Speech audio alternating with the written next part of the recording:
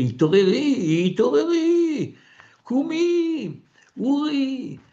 Bonjour à toutes et à tous, on est très content de se retrouver sur l'île pour un cours exceptionnel avec le Rav Eli Kling. On va parler de Purim, mais attention, attention, c'est un titre qui décoiffe. Le printemps, une valise à 3 temps.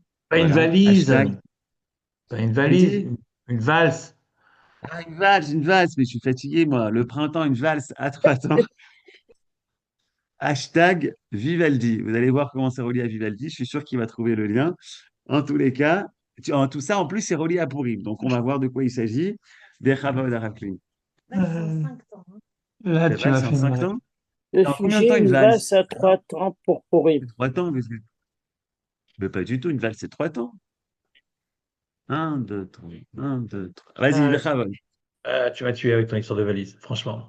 Bon, la vérité, c'est que j'avais le titre avant d'avoir le contenu. Donc, il ne faut pas s'attendre à ce qu'il y ait obligatoirement un rapport. Mais enfin, on va y aller quand même. Donc, oui, parce que le printemps, figurez-vous que le printemps, il a 3 temps, comme la valse. Euh, il a 3 temps parce que il y a le vrai printemps, il y a le faux printemps et il y a celui qui est encore plus annonciateur, mais qui n'est pas vraiment un printemps. De quoi je parle? Je parle, vous le savez, je crois qu'on avait déjà parlé un petit peu de ça. Il y a en fait 3 fêtes qui se suivent dans le calendrier, qui se suivent avec un mois d'intervalle à chaque fois. Le dernier étant le 15 du mois de Nissan, c'est-à-dire Pessah. Alors Pessah, c'est vraiment le printemps. Tu sors dans la rue, tu vois le printemps. Tu entends les oiseaux gazouiller, tu vois les fleurs fleurir. Enfin, tu vois que c'est le printemps, quoi. Mais ça, c'est Pessah. Et Pessah, c'est un printemps qui est donc écrit dans la nature. Pas besoin de commentateurs, C'est pas un besoin de... printemps écrit dans la nature. Pardon? Quelqu'un a parlé? Quelqu'un a dit quelque chose? Oh, on a dit qu'en Euh, ce moment, on ne sait pas si c'est le printemps ou c'est l'hiver à Jérusalem. Tous les jours, ça change.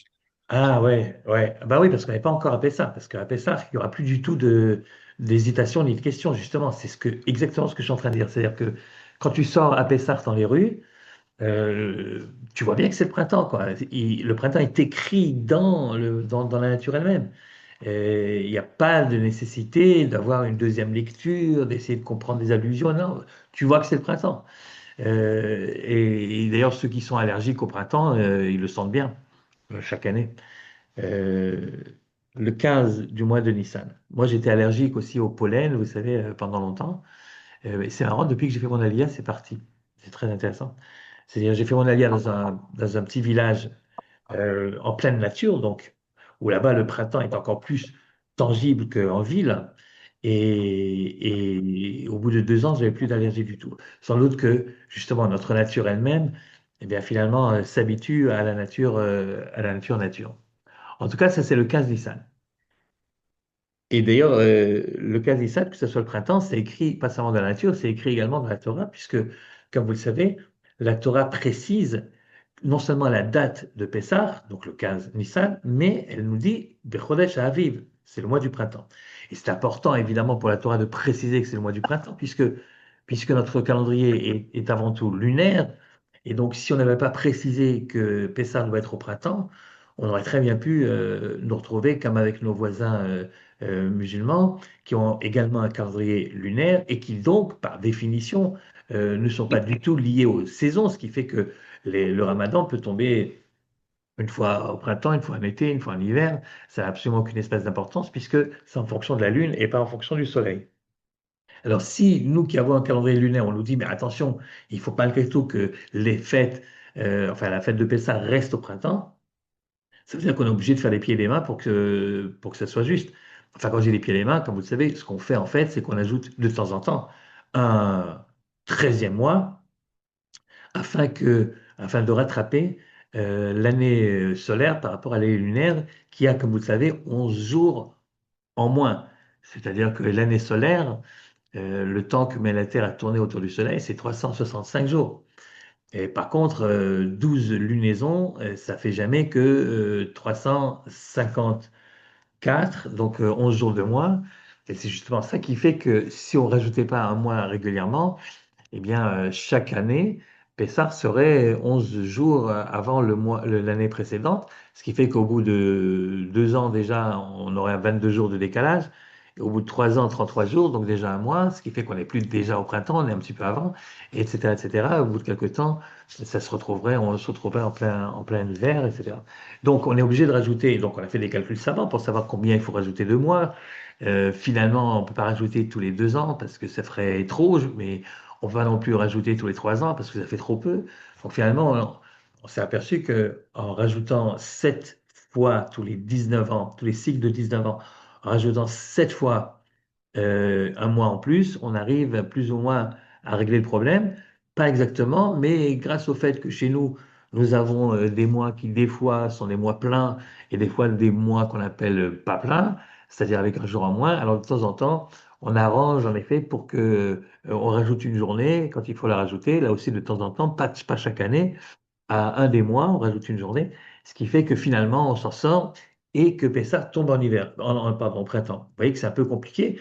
C'est pour ça que notre calendrier est un peu compliqué en effet, mais oui, si vous demandez à un goy combien de jours dans l'année, il vous dira 365 jours. Vous demandez à un juif combien il y a de jours dans l'année, il vous donnera 6 réponses différentes et toutes les 6 seront justes. Parce qu'on a justement ce décalage à rattraper, ce qui fait qu'on a des années qui n'ont pas toutes, loin de là, le même nombre de jours. Bref, tout ça pour vous dire que le 15 Nissan, c'est non seulement l'anniversaire de la sortie d'Égypte, mais c'est également le printemps. Il fallait que ça soit au printemps parce qu'il fallait que l'histoire d'Israël corresponde avec la nature. Nous sommes ancrés dans la nature, nous ne sommes pas séparés de la nature. Et donc, il fallait absolument que le printemps, avec le renouveau du peuple hébreu, tombe au moment du renouveau de la nature. Bon, tout ça, vous le savez, c'est le 15 Nissan. Et puis, un mois avant le 15 Nissan, nous avons le 15 Adar. Et le 15 Adar, c'est Pourim. Et oui, parce que le 14 Adar, c'est vrai qu'on fête Pourim un peu partout dans le monde, mais comme vous le savez, le 14, on n'avait pas encore terminé de s'occuper de la menace qui pesait sur nous, puisque à Shushan, qui était la capitale et donc le fief des antisémites de l'époque, il a fallu encore une journée supplémentaire. Donc le 14, on se permet de fêter Purim partout dans le monde, mais pas à Shushan. À Shushan, c'est le 15, et comme il était hors de question qu'il y ait une ville en dehors d'Israël qui ait plus d'importance qu'Israël, que Jérusalem, on a décidé qu'à Jérusalem également, et on trouvera bien un rapport technique entre Jérusalem et Shushan, on a trouvé, puisque c'était une ville qui était entourée de murailles à l'époque. Ah oui, apparemment, ça n'a pas grand-chose à voir, mais enfin, ça suffit en tout cas pour qu'à Jérusalem également, on fasse le 15 comme on fait à Shushan et comme on fait d'ailleurs, à cause de ça, dans toutes les villes qui étaient entourées de murailles à l'époque. Il n'y en a pas beaucoup dans le monde, mais enfin, il y en a quelques-unes. Donc le vrai Purim, le Purim où on peut dire réellement qu'on a fini et qu'on en a réellement terminé avec nos ennemis, c'était le 15 du mois de Hadar, un mois exactement, jour pour jour, avant le 15 du mois de Nissan. Sauf que ce Purim, cette fête de délivrance, ne se trouve pas, comme vous le savez, dans les 5 livres de Moshe, ne se trouve pas dans la Torah. C'est une fête qui a été instaurée au moment où elle s'est produite, au moment où le miracle s'est produit, le miracle de Purim, sur lequel évidemment on peut parler longuement parce que quel miracle? C'est-à-dire un miracle qui, euh, comme le printemps n'est pas inscrit dans la nature de Purim, si tu sors le 15 Adar dans le dehors, te promener, comme vous avez dit tout à l'heure, on sait pas encore si on est réellement au printemps ou si on est encore en hiver. D'ailleurs, il y a une sorte de tradition comme ça qui fait que la plupart des fois, la plupart des années, il pleut. Et il pleut à Purim. À Purim, non, c'est pas écrit dans la nature. C'est pas écrit dans la nature, de la même façon que c'est pas écrit dans la Torah, que c'est le printemps. Mais nos sages disent qu'en effet, il faut fêter Purim. Même si c'est pas encore le printemps, il faut quand même fêter Purim. C'est aussi une Géoula. Pas une Géoula inscrite dans la nature elle-même, ni dans la Torah elle-même, mais une Géoula qui peut être entendue si vous avez Louis Fine. Tout le monde ne célèbre pas Purim comme étant une Géoula, que nous devons à Kadosh Baruch Hu, puisque, comme vous le savez, le nom de Dieu ne figure pas dans la Megillah, et il faut donc avoir le Wi-Fi pour comprendre que derrière le mot Hamelech qui se trouve dans la Megillat Esther se cache en fait le roi des rois. D'ailleurs, les Megillot qui sont bien faites commencent chaque colonne sur le parchemin, chaque nouvelle colonne commence par Hamelech. Notamment la fameuse phrase cette nuit-là, le sommeil du roi n'était pas profond. Là aussi, nos sages nous disent, faites attention, ce Melech-là, comme d'ailleurs énormément de Melech qui se trouvent dans la Megillah, c'est pas le roi, mais c'est derrière le roi Achashverosh se cache le roi des rois, Dieu lui-même. Il y a donc une manière de pouvoir percevoir la Géoula à Purim, mais pas du tout comme à Pessah. À Pessah, tu la vois, la Géoula.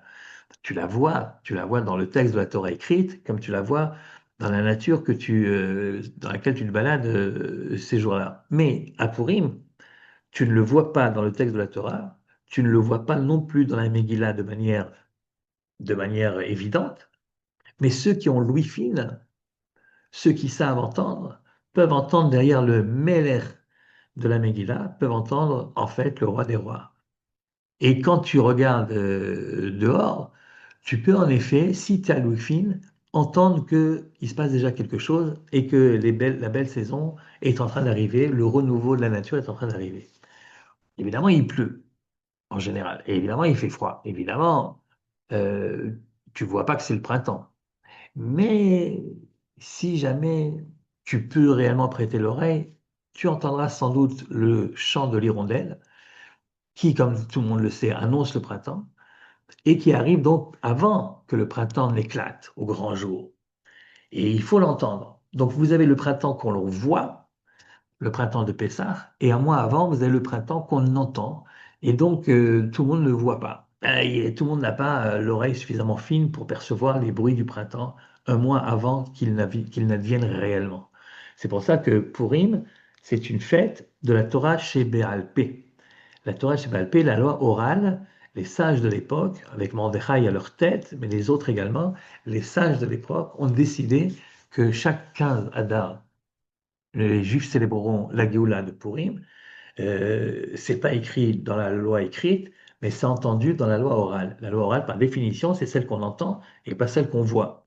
C'est la fête de Purim et donc une fête de l'écoute, beaucoup plus qu'une fête de la vision. La vision, c'est la loi écrite, c'est Pessah, c'est le 15 Nissan.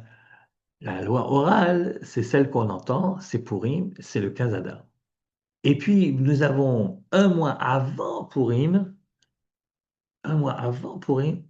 le 15 Shevat, Tou Bishvat.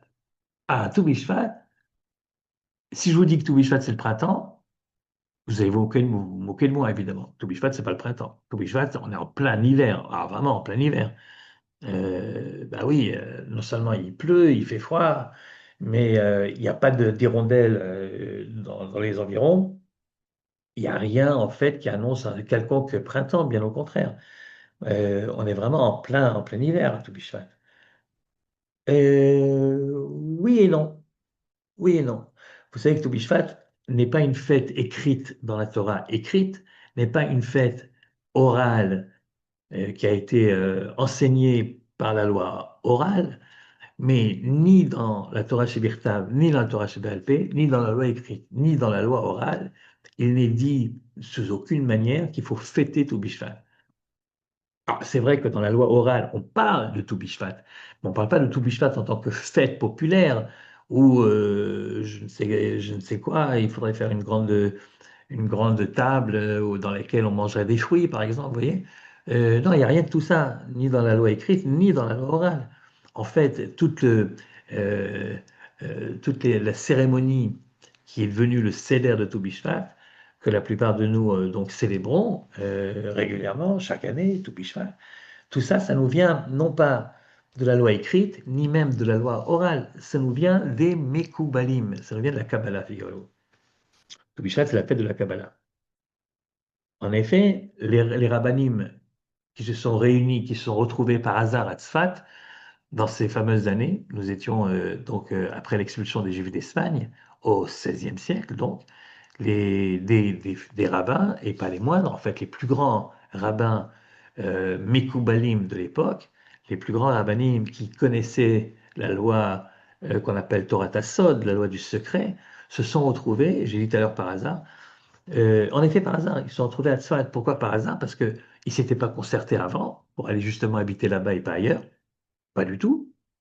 D'ailleurs, Tzfat n'a jamais été une ville historique dans laquelle il se serait passé des trucs importants dans l'histoire d'Israël, dans l'histoire antique d'Israël.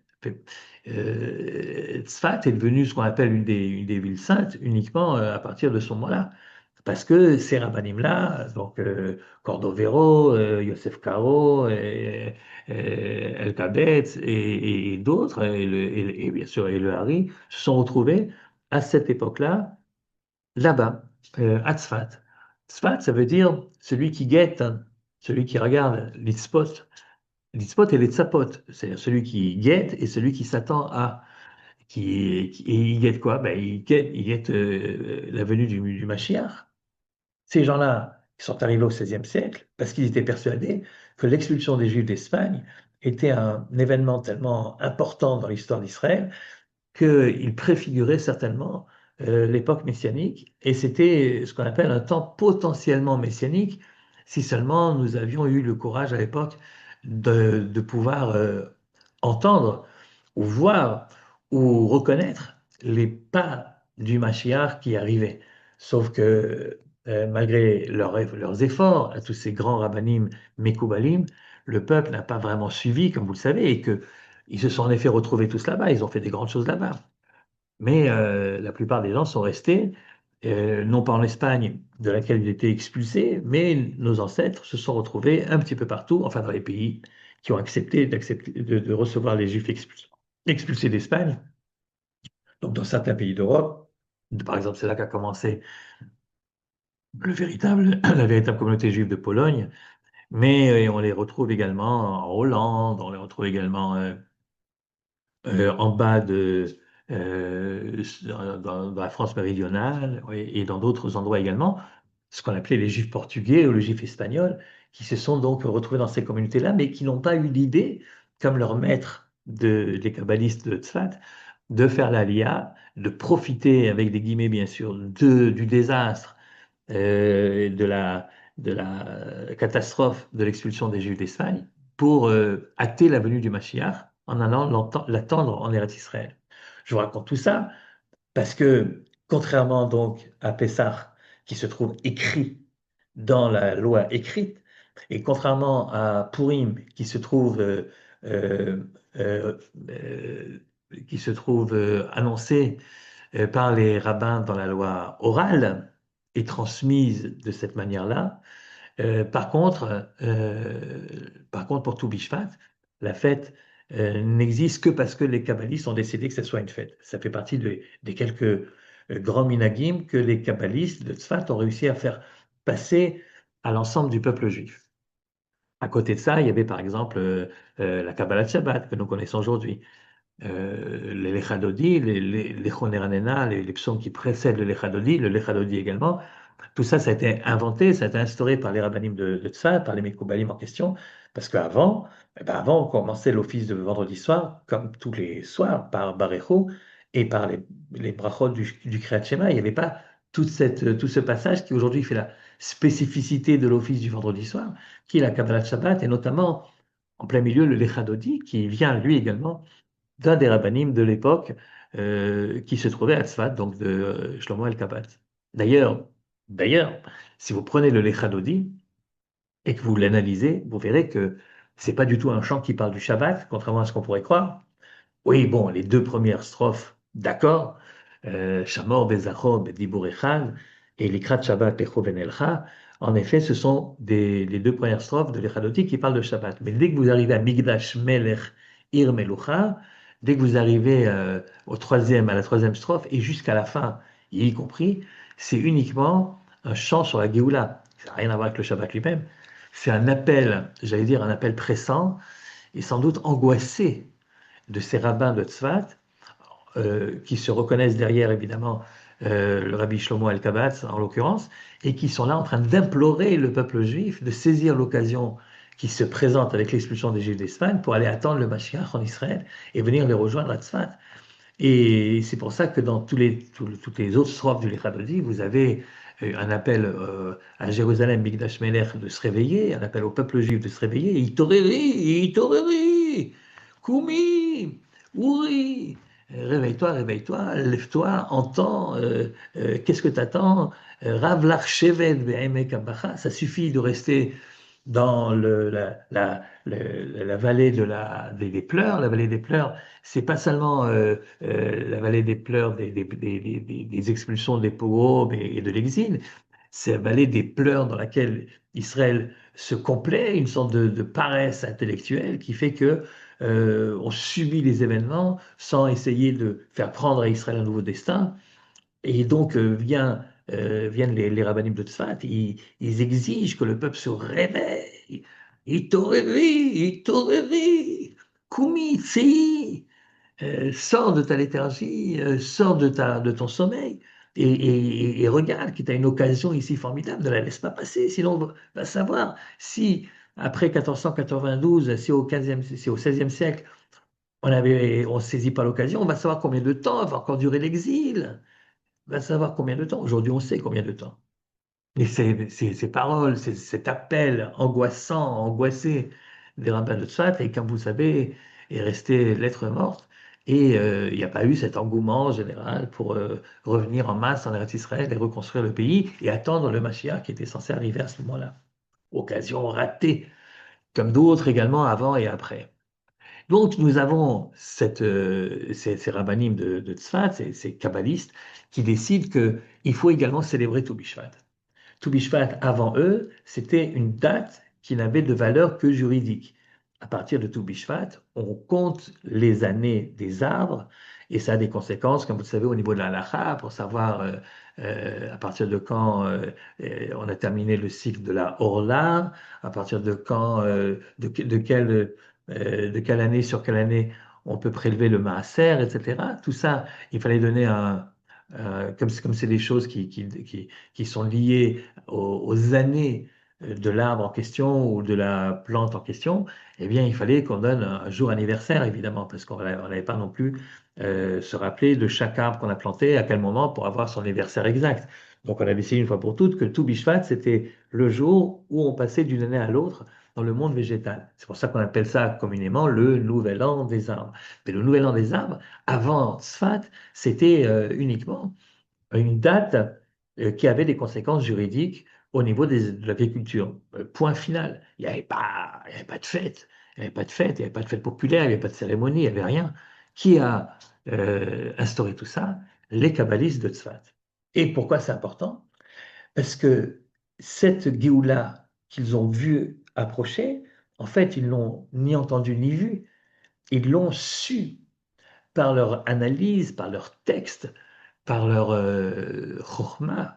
Ils ont su qu'il y avait quelque chose qui était en train de changer, il y avait un potentiel de vie qui était commencé à germer, et que même si on ne voyait pas le printemps, on savait qu'il était là, en tout cas qu'il était potentiellement là, que quelque chose commençait. Dans la Gemara, on te raconte que Tou Bishvat, c'est également le jour où la majorité des pluies de l'année est déjà tombée.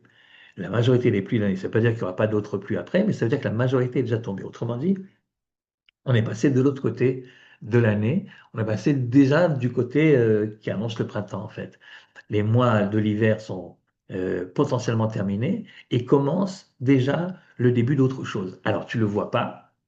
Quand tu sors, tu mets un énorme manteau, tu ne vois pas, tu ne le sens pas, tu ne l'entends pas.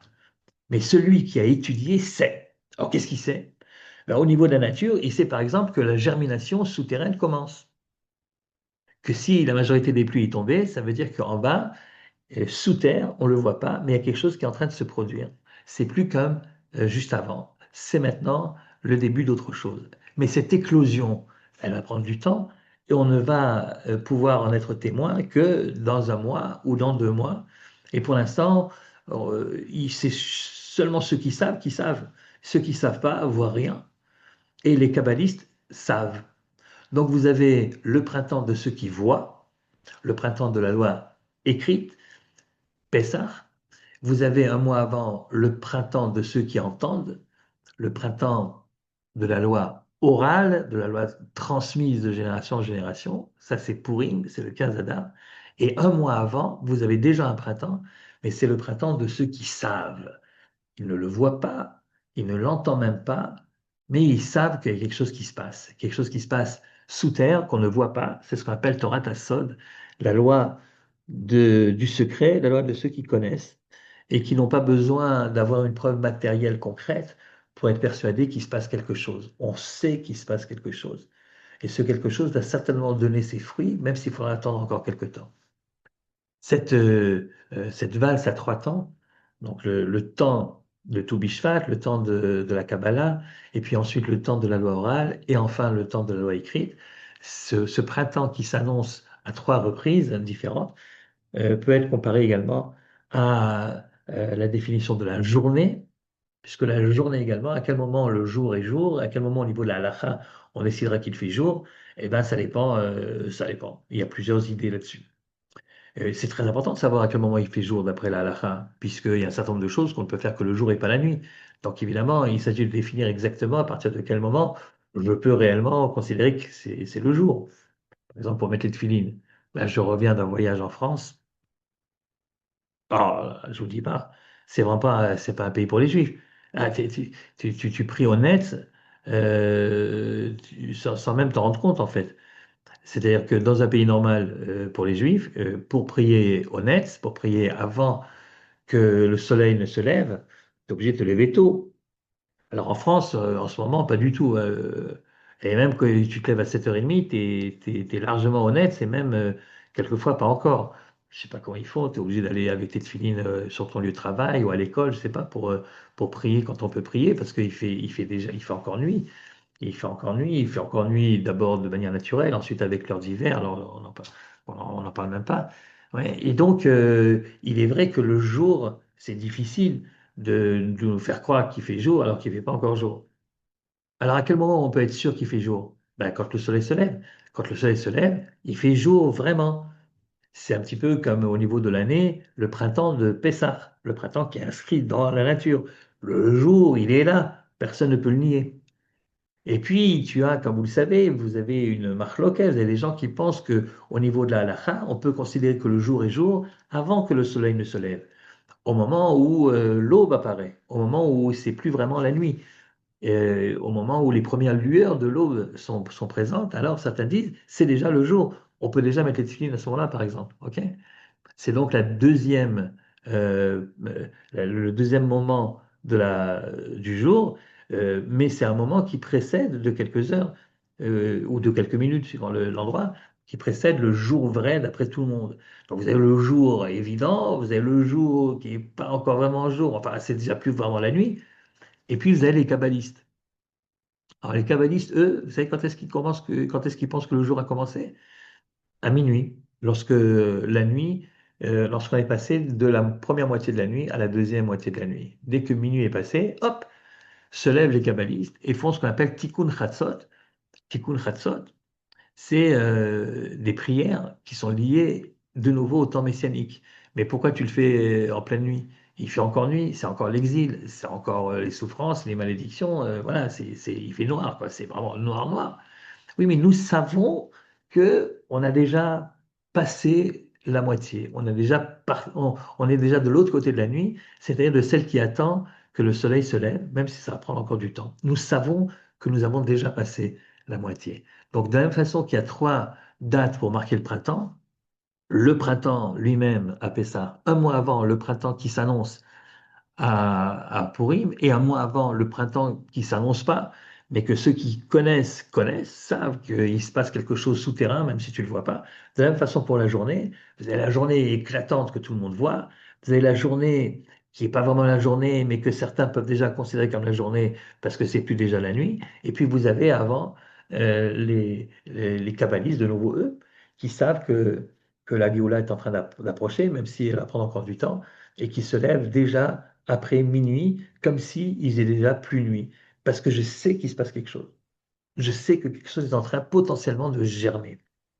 Évidemment, vous avez compris que cette idée d'une sorte de, de processus qui va amener petit à petit à la Géoula que tout le monde reconnaîtra, ce processus existe donc également au niveau de l'histoire juive, pas seulement au niveau de l'année juive ou de la journée juive, mais même au niveau plus large de l'histoire juive, puisque là aussi, nous avons des juifs qui attendent que la Géoula soit éclatante, évidente, printanière, euh, de Pessah, si vous voulez, pour pouvoir faire le Hallel, pour pouvoir remercier Dieu de ce qu'il nous a promis et qui s'est réalisé. Donc là, et là, on attend que la Géoula arrive, on attend que le Mashiach arrive, on attend que le temple soit reconstruit, on attend tout ça, on attend que tous les Juifs soient en Israël, et après seulement on remerciera parce que le temps du printemps, le temps de la Géoula sera réellement arrivé.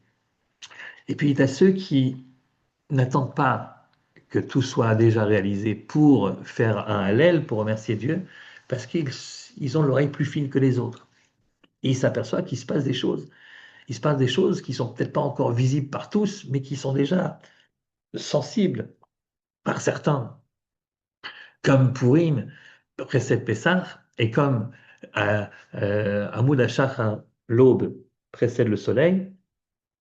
Ainsi, certains qui ont l'ouïe fine remercieront Dieu d'avoir déjà commencé ce qu'on appelle à Tralta de Géoula, commencer à nous montrer que les choses ne sont plus comme avant, qu'on a déjà emprunté le chemin de la Géoula, même s'il n'est pas encore tout à fait là, même si ça risque de prendre encore quelques temps.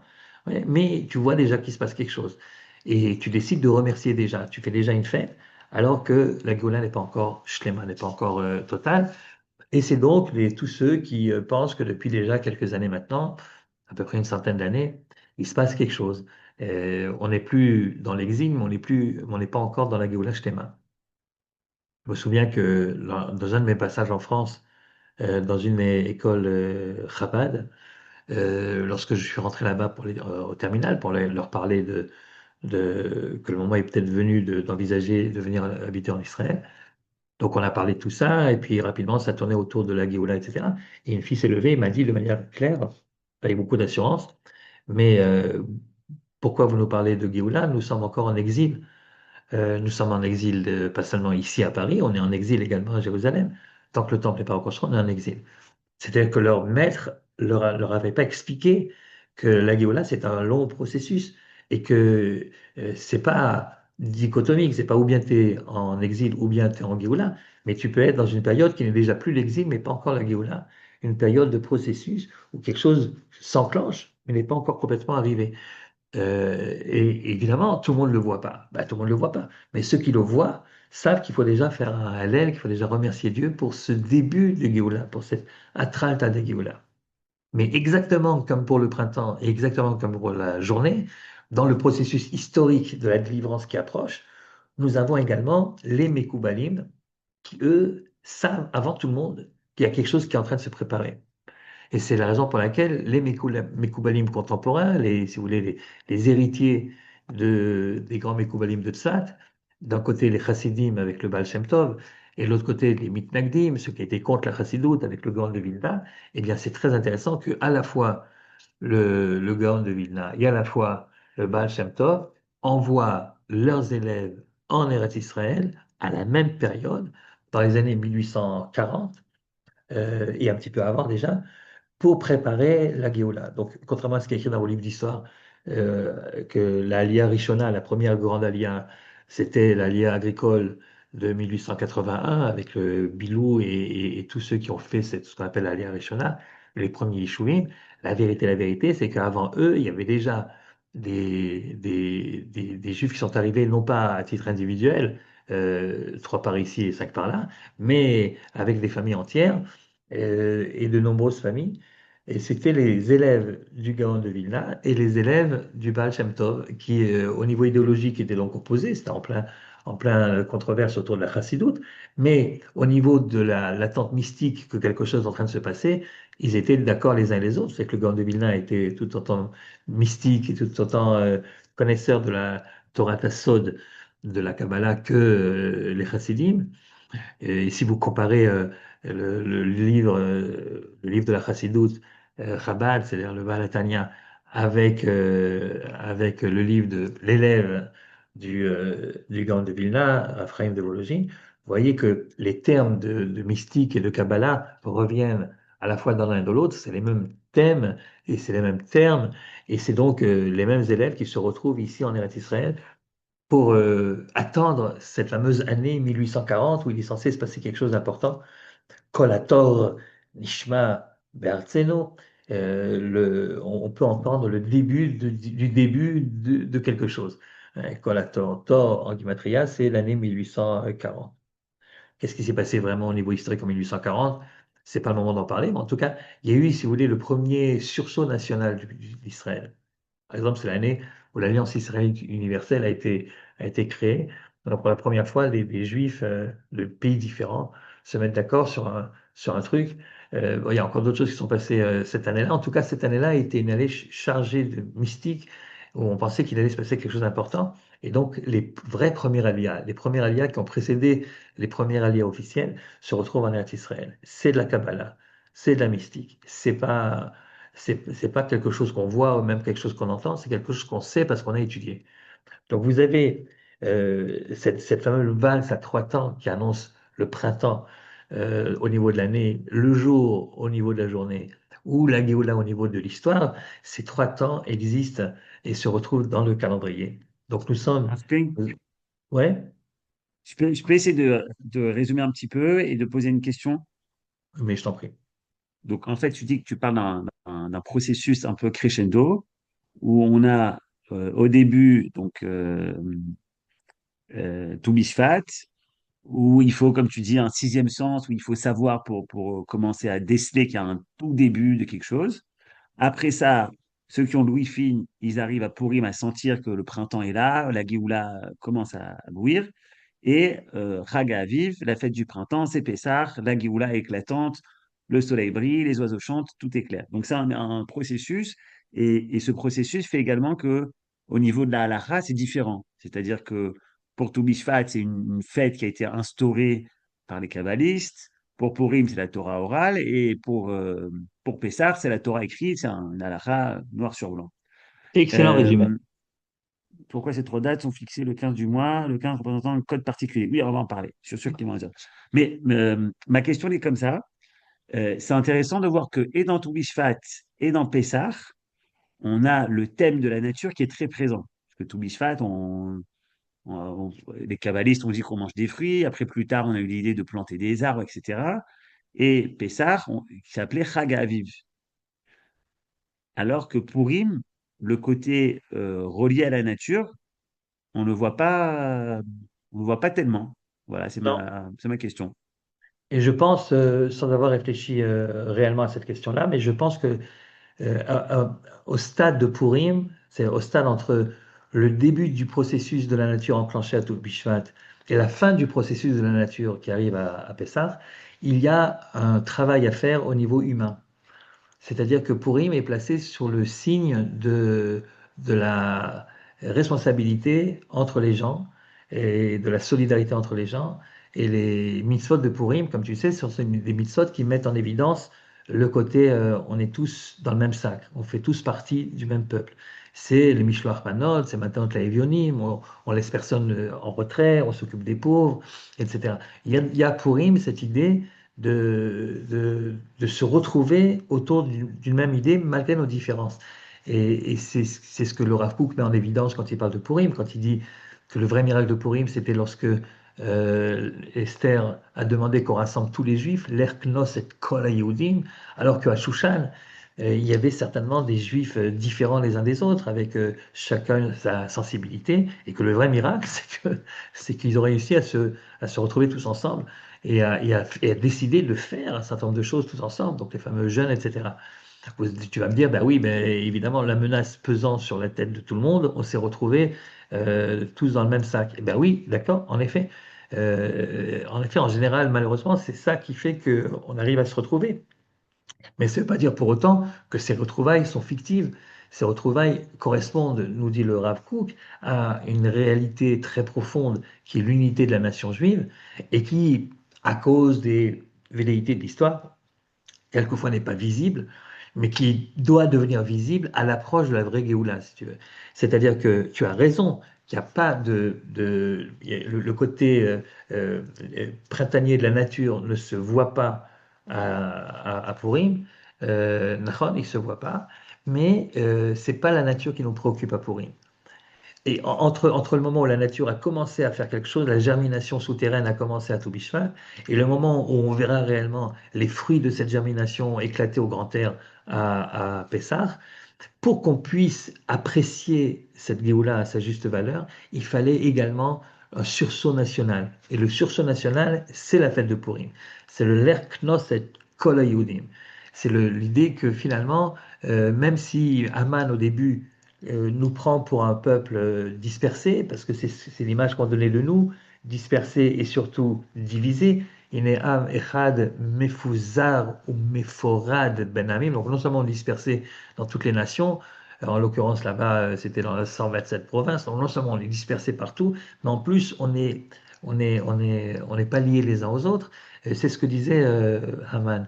Et pourquoi c'est ce que disait Haman? Parce que c'est l'image qu'on donnait de nous. Et le Rav Kook de préciser que l'image qu'on donnait de nous était tellement forte, cette division était tellement palpable, qu'on finissait par croire nous-mêmes qu'on était comme ça, qu'on était un peuple divisé, et que la division était même le côté le plus évident de notre identité nationale. Et que finalement, on est arrivé, par ce sursaut dû en effet à la menace, on est arrivé à montrer quel est notre vrai visage, dit le Rav Kook. C'est-à-dire que lorsque tu vois qu'Israël se retrouve solidaire et qu'ils sont prêts à mourir les uns pour les autres, tu peux te poser légitimement la question, à quel moment Israël est lui-même? Est-ce que c'est au moment où il montre sa division, au moment où les manifs les uns contre les autres et les termes utilisés montrent un Israël énormément divisé et sans doute de manière irréparable? C'est comme ça en tout cas l'image qu'il se donne. Est-ce que c'est ça le vrai image d'Israël?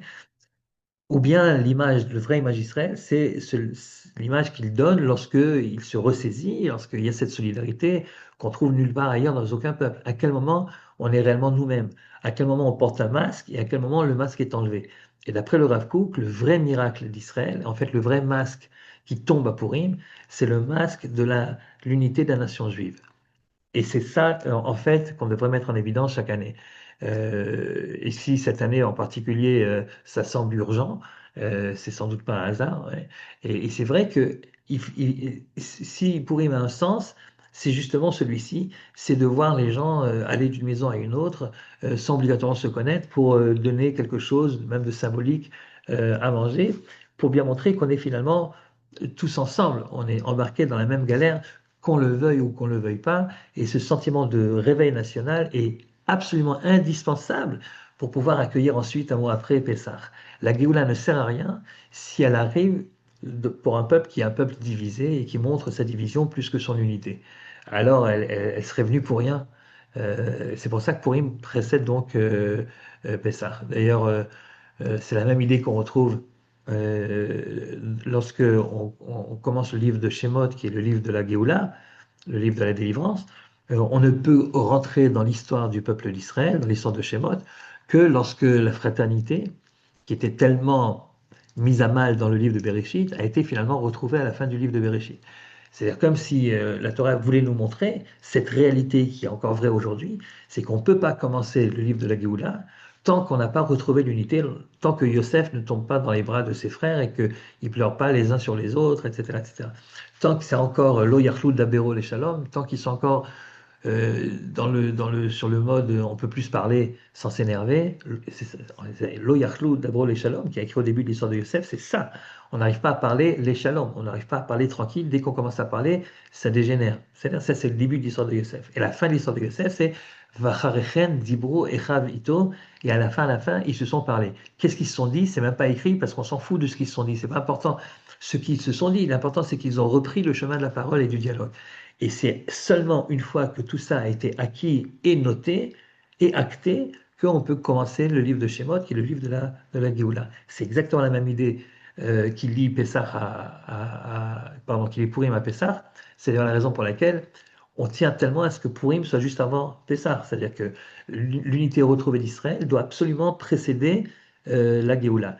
Si par exemple il y a 2 mois de Hadar, parce qu'on a rajouté donc ce fameux 13e mois dont on parlait au début, eh bien Purim sera célébré non pas le premier Hadar, mais le deuxième Hadar. Et la Gemara va te dire pourquoi? Ben, parce qu'il fallait coller Purim à Pessah. Et bien pourquoi il faut coller Purim à Pessah? Il faut coller Purim à Pessah parce que Pessah n'a de sens que si Purim était réellement intériorisé.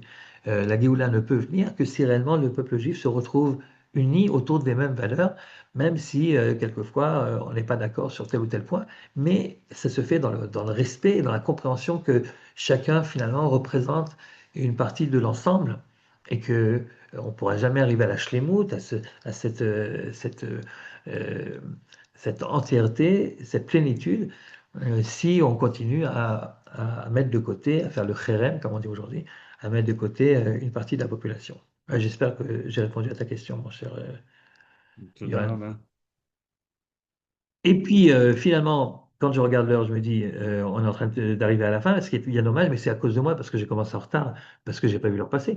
Donc, je profite pour continuer encore une petite idée, euh, que peut-être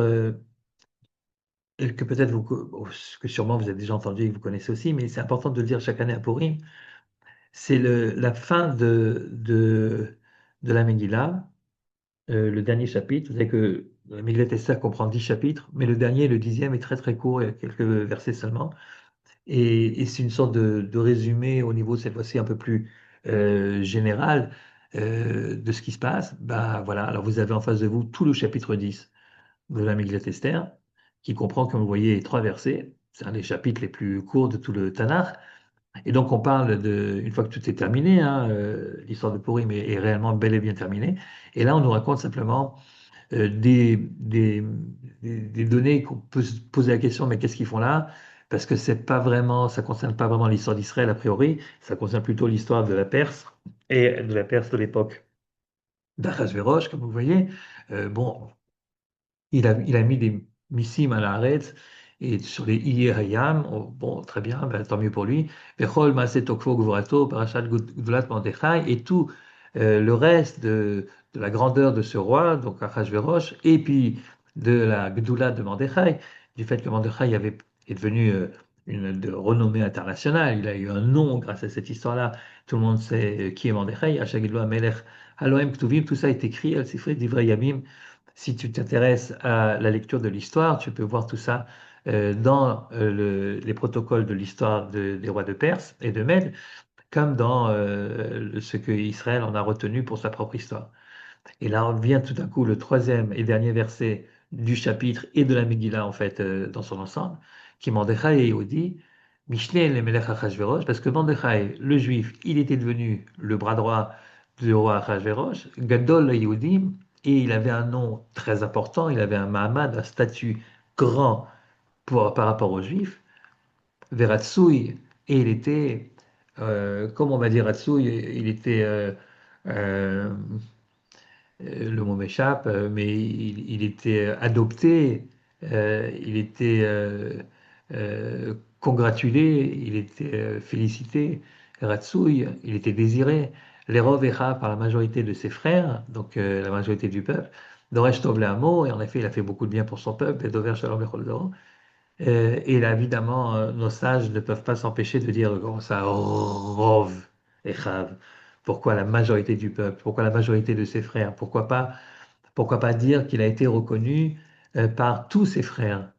Et on parlait, il y a un instant, on parlait justement de l'idée qu'à Purim, on avait retrouvé une sorte d'unité nationale. Alors, si l'unité nationale a été retrouvée, si les Juifs ont pris conscience qu'ils ne formaient qu'un seul peuple, même s'ils étaient divisés, etc., bah alors comment se fait-il que dès la fin de la Megillah, on nous dit à nouveau que tout le monde n'est pas d'accord, que la majorité considère que Mordechai est un brave type, mais une minorité, apparemment importante, puisque on en fait mention, pense que non, qu'ils ont des réserves, ils ont des réserves sur Mordechai. D'où proviennent ces réserves? Pourquoi Mordechai ne fait-il pas l'unanimité? Et certains expliquent, c'est parce que Mordechai, c'était en effet un grand potentiel de délivrance, mais il n'a pas amené la délivrance jusqu'au bout. alors qu'il aurait pu le faire. Je vous rappelle qu'à l'époque de Mordechai, c'est l'époque du retour c'est l'époque perse, donc c'est l'époque du retour des Juifs d'exil avec l'autorisation du roi de Perse. Et donc, pendant que l'histoire de Pourim est en train de se jouer à Shushan, eh bien, à Jérusalem, on est en train péniblement de reconstruire un temple qui va devenir le deuxième temple d'Israël. Deuxième temple, mais deuxième temple qui manque de mains, qui manque d'adhérents. Les aliyot successives de cette période qu'on appellera Shiva Tzion, le retour à Tzion, sont des aliotes qui sont finalement très faibles au niveau de la totalité de la population juive du monde. Et la majorité des juifs, comme vous le savez, est restée tranquillement à Shushan. Or, si une minorité du peuple en veut à Mordechai, c'est sans doute parce qu'il n'a pas dit ce qu'il aurait dû dire.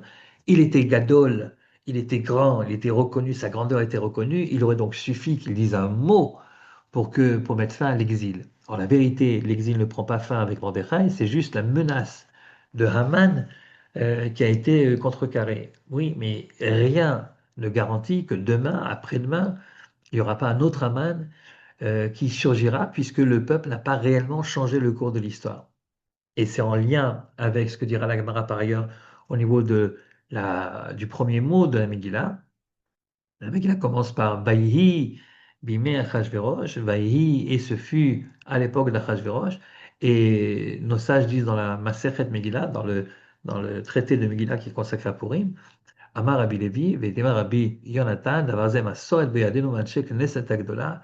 On sait depuis, par tradition depuis la grande Knesset c'est l'époque perse, donc, Kol Makom Shenema Vaïhi, Eno Ela Lashon Tsar. Chaque fois qu'un récit commence par Vaïhi, ça veut dire on annonce un malheur. Vaïhi, ça annonce un malheur. Vaïhi Bimei Achashverosh, le malheur qu'on annonce c'est Haman, ou Vaïhi Bimei Shvat HaShoftim, c'est la famine, etc. Vaïhi, ça annonce un malheur. C'est curieux de dire ça, Dafka, pour le Vaïhi de Esther, de la Megillat Esther, puisque la Megillat Esther, d'accord, je veux bien qu'il annonce un malheur, Haman, et son décret antisémite, mais enfin, c'est un malheur relatif, puisque à la fin, tout est bien qui finit bien. Donc, franchement, si vous devez choisir un livre de malheur parmi les livres du Tanakh, vous n'allez pas me dire la Megillat Esther. Megillat Esther, à cause de son happy end, est considéré comme au contraire un livre de Simcha, euh, Simcha Bessasson, la Yehudim, c'était au contraire, c'est bon, on a passé un mauvais moment, on a eu chaud, d'accord, mais enfin, on s'en est sorti. On s'en est sorti, puis on s'en est bien sorti, quoi. Donc, dire que Vaïhi Bimei Achashverosh, ça annonce un malheur, c'est très relatif, ça annonce un malheur temporaire, provisoire, mais finalement qui va bien se terminer. Non, non, non, non, c'est un malheur. Pourquoi c'est un malheur? Parce que Vaïhi Bimei Achashverosh, c'était au temps d'Achashverosh, ou Achashverosh, et c'est le même Achashverosh, Hamoler qui continue à régner. Moler, c'est au présent, non pas chez Malach, non pas le roi Achashverosh qui régnait un jour entre Hodou et Couche, mais le roi Achashverosh qui règne toujours entre Hodou et Couche. Autrement dit, à la fin de la Megillah, rien n'a changé. On est toujours sous Achashverosh. C'est la raison pour laquelle, pratiquement, on ne fait pas le Hallel à Purim. Une des raisons pour laquelle on ne fait pas le Hallel, dit la Gemara, parce qu'on est encore des esclaves d'Achashverosh. Ça veut dire qu'on est encore des esclaves d'Achashverosh. Le monde juif, l'histoire juive n'a pas basculé à ce moment-là, alors que peut-être elle aurait pu. Si Mordechai avait dit quelque chose, avait dit, OK, très bien, on arrête tout et on va tous rejoindre nos frères qui sont en train de reconstruire le temple à Jérusalem, peut-être que l'histoire juive aurait été complètement différente et peut-être qu'à ce moment-là, on n'aurait pas été obligé d'attendre aujourd'hui encore le troisième temple. Le deuxième aurait sans doute été le temple définitif. Ilou, Alou, Israël, comme dit le Midrash là-bas, si Israël était monté entièrement à l'époque perse, au moment où Koresh avait donné son accord, alors à ce moment-là, le temple, sans doute le deuxième, n'aurait pas été détruit. Il y a donc ici une occasion qu'on a un petit peu loupée, et c'est ce Vaïhi du début de la Megillah qui annonce qu'en fait, la vérité, l'histoire de Purim, c'est vraiment une histoire sympathique, puisque la menace de Haman a été déjouée, mais ce n'est pas une garantie historique. Et Haman peut revenir demain ou après-demain, puisque c'est encore Achashverosh qui nous gère. Le Rav Kook dira, et je terminerai par là, le Rav Kook dira que Vaïhi, pourquoi c'est un lachon tsar, pourquoi est-ce que Vaïhi en lui-même, ça annonce un malheur. Après tout, Vaï, ça veut dire et ce fut. Bah, et ce fut, c'est neutre ça, et ce fut. C'est comme il était une fois. Pourquoi est-ce que tu veux que ça annonce un malheur? Ça annonce un récit, ça annonce pas un malheur, obligatoirement. Qu'est-ce qui, dans le mot Vaï, annonce le malheur? Et le Rav Kook t'expliquait que, en général, tout ce qui est passé,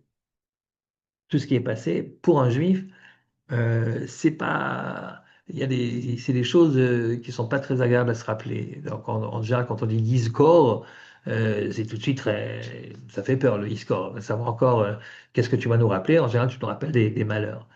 Par contre, demain, ça sera très bien. Comme disent les Israéliens, Yé Besséder. Yé Besséder, ça veut dire, t'inquiète, on va peut-être passer par des périodes difficiles, mais finalement, Yé dans le futur, Besséder, tout ira bien. Cette conviction du peuple d'Israël que tout finira par s'arranger, c'est une conviction qui est tellement ancrée en nous qu'on continue, même en pleine guerre, à être, d'après les sondages réalisés par les instituts internationaux, on continue à être la nation, une des nations les plus optimistes de la Terre, où les Israéliens disent qu'ils se sentent bien et que tout va bien, et on fait encore des enfants, signe qu'on croit à l'avenir, etc. Mais d'où vient cette assurance que tout ira bien? Parce que c'est comme ça depuis la nuit des temps, où chez les Juifs, l'avenir est certainement rose. Vaya bayamahu yashem echad u'shmo echad. Donc, le passé, le Yizkor, c'est en général des choses un petit peu délicates et douloureuses, mais l'avenir, c'est toujours bien. Maintenant, qu'est-ce que dit le Rav Kook? Il dit, il y a dans la Torah, il y a dans le Tanakh, une règle grammaticale qui n'existe plus aujourd'hui et qui est ce qu'on appelle le vav conversif. Le vav conversif, c'est un vav que tu mets avant un verbe. Si le verbe était au passé et tu mets le vav devant, ça devient un futur. Et si le verbe était au futur et tu mets un vav devant, ça devient un passé. C'est un peu bizarre comme règle, mais enfin, comme vous le savez, elle existe. Par exemple, si je dis Vaïdaber Hachem El Moshe les morts, donc Yedaber, c'est un futur, il y a le Yud du futur, Yedaber, il parlera, mais si je mets un vav devant, Vaïdaber, ça veut dire il a parlé. Donc le vav transforme le futur en passé. Et le verbe peut également transformer le passé en futur. Par exemple, haya, c'était au passé, haya, vehaya, et ce sera au futur. Et donc, le Rav Kook dit la chose suivante. Le passé, c'est mal. Le passé fait peur. Le futur, c'est bien. Le futur, c'est optimiste. Mais alors, le pire, c'est un futur transformé en passé. Parce que transformer un futur en passé, ça veut dire laisser passer une occasion d'un changement positif et ne pas la saisir. Tu as pris quelque chose qui aurait pu potentiellement être un futur, yehi, ce sera, et tu l'as transformé en passé, va yehi, et c'était. Vayehi bimei Achashverosh, c'était à l'époque d'Achashverosh. C'est-à-dire que rien n'a vraiment changé dans le fond. Mordechai aurait pu dire quelque chose et toute l'histoire d'Israël aurait été changée, et puis finalement il ne l'a pas dit. Et comme il n'a pas dit ce qu'il aurait dû dire, eh ben Vayehi, ça annonce un lachon tsar finalement. Vayehi, un futur transformé en passé, un potentiel de Géoula qui n'a pas été réellement réalisé. D'ailleurs, Vehaya, la même Gemara continuera un peu plus tard et dira pour Vehaya le contraire. Dès que tu verras le mot Vehaya, ça annonce, Eno el de simcha, ça annonce une grande joie. Pourquoi? Dit le Rav Kook, ben c'est normal parce que c'est un passé, Haya, qui a été transformé en futur. Et quelque chose que tu croyais terminé, fini, impossible d'en faire quoi que ce soit, tout à coup, Vehaya, tu rajoutes un petit vav au début et hop, ce qui était mort redevient vivant. Cette résurrection de ce qui était censé être mort, c'est la chante Simcha, parce que tu t'y attendais pas. Et le Rav Kook dira, par exemple, dans Vehaya, Kitavo El Haaretz, et ce sera lorsque vous arriverez dans le pays, bah oui, parce que le pays, il semblait mort depuis longtemps, il donnait plus rien, ou pratiquement plus rien, et tout à coup, le voilà qui revit cette résurrection du pays, c'est ça le Vehaya, c'est la chante Simcha. Donc Vaïhi, c'est la chante Sahar, mais Vehaya, c'est la chante Simcha. Et, et Purim, c'est normalement annonciateur d'un printemps. Oui, mais il faut savoir saisir l'occasion aussi. C'est-à-dire, c'est un annonciateur du printemps à condition qu'on soit à la hauteur et qu'on soit à la hauteur jusqu'au bout. Sinon, ça n'est que un soulagement pour une menace qui n'a pas abouti, mais c'est pas encore réellement un changement profond dans l'histoire d'Israël. Peut-être que c'est pour ça qu'on boit à Purim. Ben oui, parce que pour se réjouir vraiment à Purim, il faut boire un peu. Si tu restes trop lucide, t'as pas vraiment de grande raison de te réjouir jusqu'au fond. Bois un petit peu, et à ce moment-là, tu pourras oublier l'essentiel, et tu pourras te réjouir même à Purim. Voilà, Purim Sameach. Toda Rabba. Euh, Est-ce que tu veux dire un petit mot sur la date du 15? C'est Dan Zermati qui nous posait la question. Alors, oui, dans le 15, c'est un peu normal que les fêtes soient en général le 15, sauf une à Rosh Hashanah, mais parce que le 15, c'est la plénitude, c'est la lune qui est pleine. Donc, si déjà tu célèbres quelque chose, il faut célébrer le 15 du mois. Le 15 du mois, c'est au moment où la lune est vraiment pleine. Elle est arrivée son paroxysme et après, elle ne fera que diminuer. Et puis avant, elle n'est pas encore arrivée là. Donc, si on peut utiliser le mot zénith pour la lune et pas pour le soleil, on dira que la lune est à son zénith le 15. Et donc, chaque fois qu'Israël doit indiquer quelque chose d'important dans le calendrier, il le fera le 15 du mois, au moment où la lune nous éclaire et donc, c'est le moment le plus propice pour découvrir les choses qu'il y a à découvrir. Les choses sont plus claires le 15 que les autres jours du mois. La lune. Toda Rabba. Et il y a Bien, Yoela qui nous dit Vaya im shamoa im tishmeu et bisvotai. Comment tu le comprends?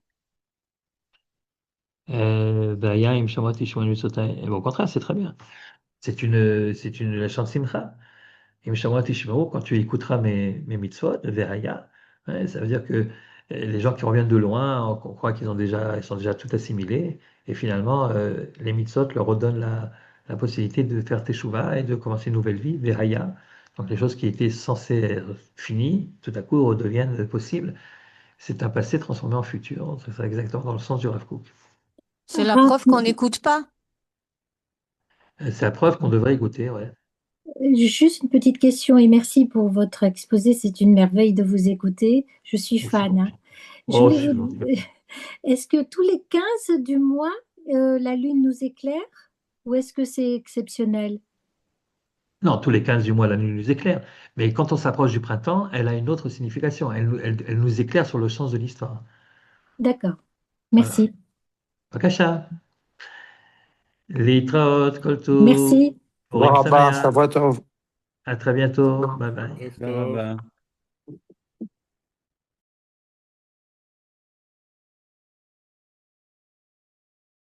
Merci de suivre cette vidéo. Si vous appréciez, c'est le moment de faire un like en bas, de vous abonner à notre chaîne Lil Mode et de partager. Et pourquoi pas même mettre un petit commentaire. Ça nous fait plaisir, ça nous soutient et ça nous permet de continuer à diffuser les enseignements de la Torah d'Eretz Israël.